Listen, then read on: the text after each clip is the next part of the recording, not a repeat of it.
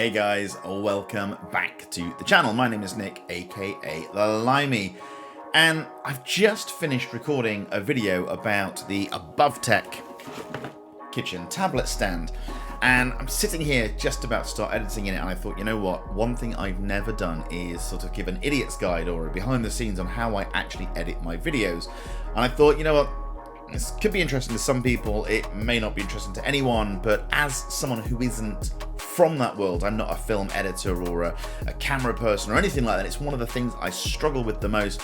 I thought it might be something interesting for you guys to see how me, a complete novice, who literally does rely on the things he's learnt on YouTube, how to get through editing a full video. So I'll try and keep this one super short, super sweet, and we'll go from there. So the first thing that I actually like to do is I like to make sure that I'm organized. Now this is one thing that I don't have that much of in my life. I'm not a massive organized person. So I keep all of my folders straightforward and where I need to have them. So I've got a Premiere Pro folder, I've got a projects folder, and then within that projects folder, I create myself a project for the project that I'm working on. So in this instance, it's the AboveTech kitchen tablet stand. So it's called AboveTech. In here, I then have three things. So I've got the AboveTech folder, which I've actually misnamed AboveTechs, but that's totally fine. I've got the save file for Premiere Pro, and then I keep my A-roll and my B-roll, and I kind of keep these separately. Now for me, B-roll isn't that slow and moody sort of shots. It really is not filmed on my main camera. So A-roll is all of the folder, all of the files that I've filmed, and that's using my normal Canon camera. Here we go.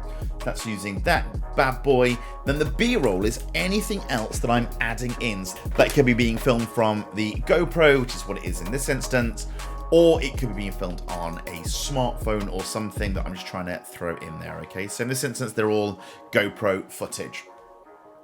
So the first thing I do is I drag both folders into Premiere Pro. So once I've got my A-roll and my B-roll imported into Premiere Pro, it really is quite a straightforward process. So then what I need to do is find the start of how I started my video this morning. So normally what I like to do is give myself something that I know is where I start. So I use a click, you could use a clap, something easy that I know that's where I'm about to start. I always try and give myself just a few seconds after the click before I go into it so I can get in there and get myself sorted. Once I'm in that part, I mark my in. Good morning, ladies. Inevitably, I just skim through to find out that I probably made a mistake, and I'm going to do this one again. Just think is what happened this morning. Because nothing's ever where I need it. So we'll skim forwards. And I think there probably is a setting where you can do it and you can find the vocal track. So you can work on the following click. So by doing a clap or a click, it should give you a spike in the vocal. So I'll remark my in. Good morning, ladies and gentlemen. My name is Nick, aka The Limey, and on this one we're doing things a little bit different. Okay, so I've got my in point. So what I generally do is I scrub through all of the footage to get to the point where it ends. I do my best to try and take everything in one take, even if it's not 100% perfect. There's a few stumbles, things like this. I'd rather do that than keep going back and cutting and having, 4 or 5 hours worth of footage just to do an intro. At the end of my intros or wherever it is I want the break, I'll normally try my best to leave a pause. Dead easy. So why did I buy a tablet stand to hold a camera? So there's the pause. And I'll mark my out. So shortcuts on the keyboard, I'm a PC user, so that's I for in, O for out. And then I'll just drag the footage into the timeline. Now, I'm going to skip forward. I'm basically going to do the same thing to finish the rest of the video. So, time-wise, it's 10:45. Let's see how long it takes me to edit a video. Okay, so it's now 11:33, and I started the A-roll edit at 10:45. Now, as soon as I literally said, it's 10:45, let's see how long this takes, turned you guys off, my wife came home. So I flew downstairs, had a cup of coffee, and a quick chat with her. So about 15 minutes spent with her. So I've been at this for about 30 minutes so far. I've managed to get all of the A-roll in, and we have ourselves about a 30-minute video. So the next step is sticking in the B-roll. So what I do like to do at this point is just quickly flick through and just sort of see where I need to put my B-roll. So normally what I'll do is I'll watch the video through. It's 30 minutes. I'll watch it through and I'll add markers wherever I need to stick B-roll, or as I'm going, I'll just stop the process, add the B-roll as and when I need to. So the first part of the B-roll that I need to find is this section right here. So this is where I'm talking about how my current setup is. So what I'm going to do is quickly skim through my GoPro footage and try and find the GoPro footage that matches that. And I think it is probably this. So what I can do with the GoPro is I can actually plug my microphone system straight into it. But what I generally try and do is I let this record just my native voice, not through the microphone, and I always make sure I capture all of my audio through the bigger camera. And then this way, I've got all my audio recorded through this, and then I can match up what I'm saying on the GoPro with what was recorded in the bit that I want you to see. So let's try and do this bit. So I'll mark my in. What I'm actually going to do for this one is just grab the whole clip. It's going to go about there. Now, one thing that I've learned to do is zoom in,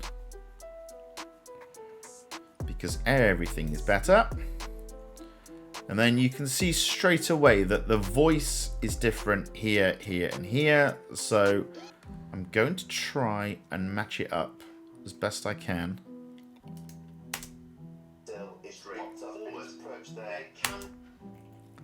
Right, so I've got the word here is perched forwards, I think, as I'm looking for. On the windowsill. Alright, so I'm way out here.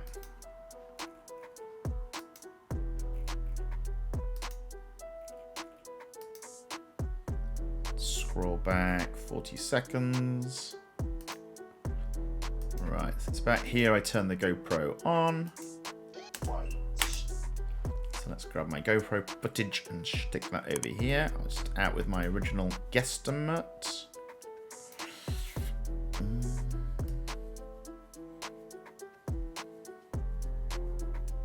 Again, we'll zoom in so we've got it. Ooh, so we're almost there. We've got a bit of an echo. Straight forward. So using the audio waves, I'm going to try and line this up a little bit better.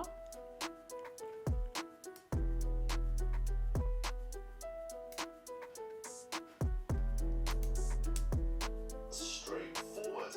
The camera is on the windowsill, it's popped up and it's perched there, and it sits on top of this switch pod. Okay, so I've got that all lined up. I'll make that smaller. Now, one thing, I'm not sure if this happens to everyone's GoPros, but for some weird reason, mine always is too big. So I need to make it 50% size. So the decision now needs to be made on where this is going to go. And this becomes a bit of the artistic versus the necessity, right? So personally for me, I like to make sure that I'm always in shot. I just want to add in a bit of motion as well. So what I'm going to do is we're going to go the other way around on this one. 100. And then as we scooch through to here, I'm going to make it pop. 38.8%, which is what it was. Now, hopefully, what we get as we watch this, quite straightforward. The camera is on the windowsill, it's popped up and it's perched there, and it sits on top of a switch pod. The problem with that switch pod is that it only just fits.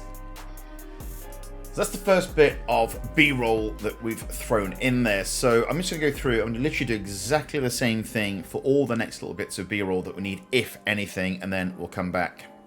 So now we have all of our A-roll and our B-roll. And like I said, by leaving the voice on your B-roll when I'm pairing up, it just means I can literally try and match where the shapes are on the A and the B, or the main camera and the GoPro, and I can really just try and line it up, and then all I do is unlink them, and then I get rid of the vocal track off of the secondary camera that I don't need, because I'm going to use the same audio anyway, because it's stronger, because it's being picked up by a lapel mic. So I've just thrown in all of the background music tracks, and one thing I did notice just as I was checking how they overlapped was that in this frame I've got a GoPro in my hand, but there's no B-roll being attached. So I'm actually giving you guys the demo of where everything is and showing you how it all works, but there's no B-roll. So I'm going to grab the last bit of B-roll, because this is it where it is. I know, because I talk about Dopey over here, the teddy bear. Now, one of the things I find quite frustrating is if I try and drag this in, it wants to overlap it and put it over the music track that is already there. So one thing I always do in this situation is I just lock down the bits I don't want to have it over, drag it into place,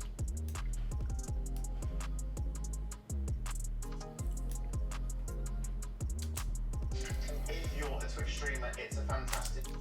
and then again we just do the edit where we fix the sizing. Like I said, for some bizarre reason it needs to go into 50% to make it fit in screen. Way to have either your main camera, a second camera eye. And then we'll do the same thing. We'll zoom in and we'll match the audio patterns to try and get us in a situation where it matches straight away. So we've got our full timeline now. So what I've got is I've got my main movie, the cuts for the B-roll. Over here, just a little bit hairy. I can always move that down and tidy it up. And then all the green is my music tracks and my audio. So once I've got all my A-roll, my B-roll, and all the music track laid down, the next thing I do is I go through and I work on any transitions that I want. So I've got a pre-made transition pack that I'll just chuck in here. So we've imported the transition pack, and the other thing that I do at this point is I have my intro and outro assets. I've got them for the Limey Gaming and the things I've learnt.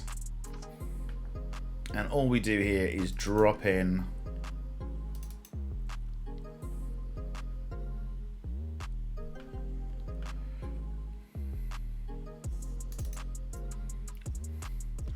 so all we do here is we're going to drop in the pre-made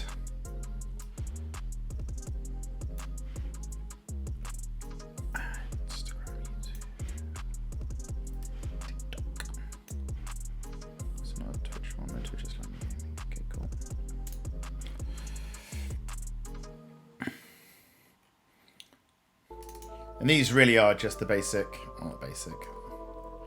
So the intro and outro graphics that I use, these are all pre-made. And they advertise things like my TikTok, my Instagram, the YouTube channel, things like that. So what we'll do in a minute is we'll go through and we'll decorate with a little bit of them. But first, what I always do is do the transitions. So again, pre-made transition pack. I picked this one up when I first started doing YouTube videos, because like I said, I'm not a great Premiere Pro After Effects user. So all I do at this point is I just hop into any of the transitions where there's a cut. Setup is really quite straightforward. So no transition needed there, so obviously not going to be a transition needed there because we're just coming out. I'm assuming it's the same. With that switch pod is So it's just a reverse, no point doing a transition there. Let's see here. to hold the camera. Plan on Right, so we just got a hard jump there. So what we can do is we can find one of these. Fantastic. Let's do a stretch. Let's do a fast stretch. And we'll do up, down, no, left, right. So the thing I pick up is to my left. So I'm going to do a left pan. And then, hang on 2 seconds.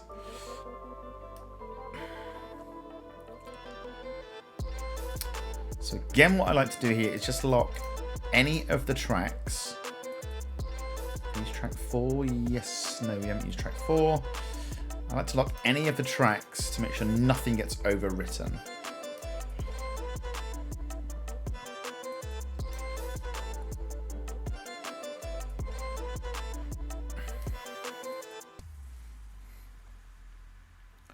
So I'm going to drop that right there. It'll automatically create its own track line.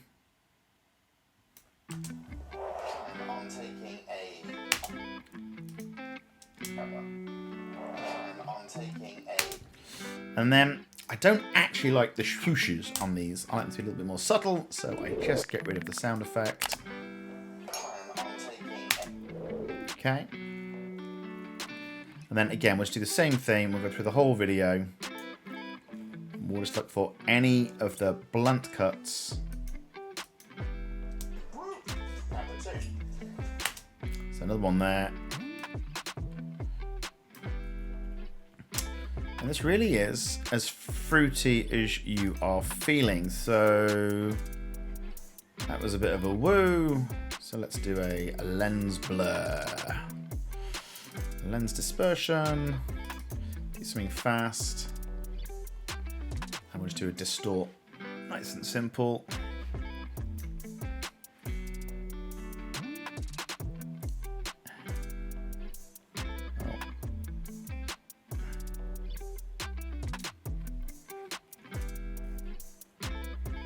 And all I do is I make sure that the middle line is dragged and dropped right in line with where the cut's going to be. We'll get rid of that. And we can see how that looks. So while I was picking up Okay. So it just hides the fact that it's just a hard cut where it wasn't very smooth in the original edit. So I've gone through the whole video and I've added in the transitions, the pre-made transitions, wherever I think they're needed. So my advice on these is not to go too crazy with them and not to keep doing the same one, otherwise it looks really quite boring. Obviously you can do all this in camera, so you know you can cut to the left and start from the left, you can cut to the right, start from the right, you can go down and come back up. You can do all that while you're filming. For me, I've got a camera that's pretty static, so that's why I don't do those. Plus, I'm not that talented, and I'd never remember which way I was going, so I'd cut to the left, but I'd stop on the right, like I'd spun around in a big circle. So I find just for me, dead easy, just a purchased transition pack. I've been using this for the best part of 2 years now, so it's definitely got its money's worth. I've just gone through, added all them in, and the last thing that we need to do is just add in all the pre-made assets. So these are the like and subscribe comments that you see throughout the video. And again, these are all pre-made, all customized just for me. Again, these things aren't expensive. There's people out there that do this for fun. They just make loads of them, change one small thing like the logo or the banner or whatever it is, and job done. Okay, but make sure you follow me on TikTok, make sure you follow me on Instagram, make sure you follow me on YouTube, more importantly. So I'll go through and I'll add all that in. Now you can see here we've got up to 8, so we've got 8 video tracks in there now. So again, I'm just going to quickly go through and lock all these, and the majority of those 8 tracks you can see sort of roughly here. Camera that's going to sit right in front of me here, so I can talk straight on, opposed to ever so slightly crooked, looking over the top of a computer monitor at my camera that's perilously perched on a windowsill. So most of those tracks will be the transition, okay, just like that. So the main thing for me about these assets is really making sure they're in a good spot. So having this asset playing while I'm doing this doesn't really make sense. So I've already got my small me, I've got my big background image, and adding something over the top of it just adds noise. So what we do is we'll pop it here, slide it along ever so slightly. So with that one, I like to drop it just on my door. It only just fits. It only just fits on the... That is pretty much everything I need to do for the YouTube videos. So what I'm going to do is I'm going to save this, I'm going to export it. Now, exporting this to YouTube, I export it out as 4K, I film it as 4K, and honestly, even if you don't film as 4K, you should probably do your best to export it as 4K. YouTube gives more preferential treatment to things that are being broadcast in 4K. So there's the quick version here. So just update the file location, because this obviously was my Scuff video, was the last one that I did. There's Above Tech, and I always call my videos final, so I know it's final. And then on the drop down, I just do the high quality 4K, hit export. So while that's doing that, once it's done, takes about 15 minutes or so. Once that's finished, what I'll do is I'll sit and I'll watch the whole video in its entirety, the full 13 minutes, as the exported file. If there's anything that I don't like in there, now the reason I do it that way is because, like I say, all the stutters, all the things, everything that you've got, you know that this is your final product that you're going to be sticking on YouTube. So I like to make sure that all my transitions work and everything else just works exactly how it should do. So I'll export it and then I'll watch the proper file that I'll then upload into YouTube. I watch it in one go, one sitting, just plow straight through it, see what happens. So I've just closed Premiere Pro purely because it just uses so much memory and really hampers the performance of my laptop. So we've got the final version here, and as you can see, it's 2 p.m. I've had some lunch, had some coffee with my wife. It's taken me about 4 hours to do this. And on this one, we're doing things a little bit different. I'm going to be doing So I'm going to sit, I'm going to watch the rest of this video, and I'll pick you up at the end. So I've just sat and I've just watched the full 13-minute and 1 second video that we created together, and it all seems more than okay. So nothing really that I'm going to go back and fix and waste my time and go back for a slight, you know, where I've cut a word short or something like that. You know what? We're all human. We're people. I'm not putting out broadcast quality content. I am doing something that I really enjoy, that I hope you guys really enjoy. So next step for me really on this one is just to upload it into YouTube. I'm not going to show you guys how that all works. It's all quite straightforward. But thank you so much. And I really hope that you're not too critical in the comments. Like I said, I am a Premiere Pro absolute noob and beginner. And honestly, moving things, making the screens change size and move and things like that, relatively new to me, and I'm just trying my best to give my videos a bit of variety and something that makes it so you guys actually want to stay tuned and watch more than 1 minute of a 13-minute video. So be kind in the comments, but any tips, anything that you guys want to share, please feel free. I know the Premiere Pro and the movie and film editing sort of community is absolutely huge and definitely very vocal, and if anyone ever wants to edit videos for me for free, you know how to get hold of me. Okay, guys, my name is Nick, aka The Limey. This one's been a little bit different. I really hope that you've learned something, you've enjoyed it, and if you've never ever tried something like Premiere Pro, just go out, find yourself a version that you like. Personally, I quite like Premiere Pro. I don't mind paying for it. It's one of those things, but just find the one you like, find the one you can practice with and you can play with. Get out there, have some fun, and just really see what it's all about. But guys, thanks for watching. Check in the next one.